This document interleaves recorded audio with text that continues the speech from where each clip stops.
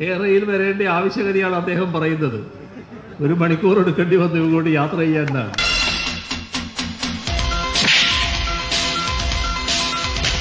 എവിടെയും പോലീസിന്റെ ഭാഗത്ത് നിന്ന് യാതൊരു അതിക്രമവും ഉണ്ടായില്ല. കേരളയിൽ വരും കേട്ടോ, അതിന് യാതൊരു സംശയമില്ല. തിരുവനന്തപുരം കോർപ്പറേഷനിലേക്കുള്ള 295 വേക്കൻസിയിലേക്ക് ആളെ കൊടുക്കാൻ വേണ്ടിയിട്ട് പാർട്ടി ജില്ലാ സെക്രട്ടറിക്ക് ഒരു മേയർ കത്തെഴുതിയാലോ? ഇതെന്താ ഇതിലൊരു എഴുത്ത്? എന്റെ ഓമ അങ്ങനെ ഒരു കത്ത് ഇതുവരെ എന്ത് ശ്രദ്ധയിൽപ്പെട്ടിട്ടില്ല. ഞാൻ ആരാണോ?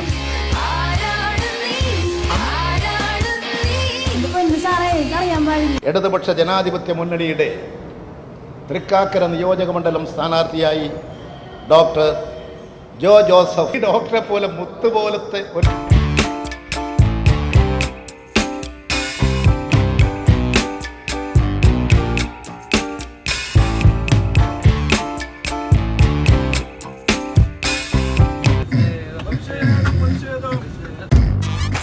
ഞാൻ മുഖ്യമന്ത്രി ആക്രമിക്കാൻ പോകുന്നതിന് ഞാൻ തടഞ്ഞെന്ന് മാത്രമേ ഉള്ളൂ. എന്നെ തള്ളി മാറ്റാൻ ഞാൻ ശക്തമായിട്ട് രീതിയിൽ പിടിച്ചാടങ്ങ് നിന്നു.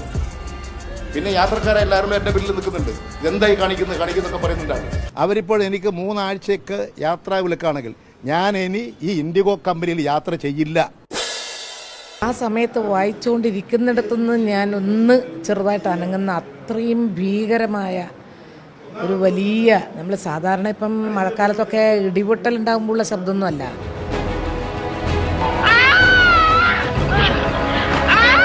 അതിഭയങ്കരമായ കെട്ടിടം തകർന്ന പോലുള്ള ഒരു ശബ്ദം കേട്ടു.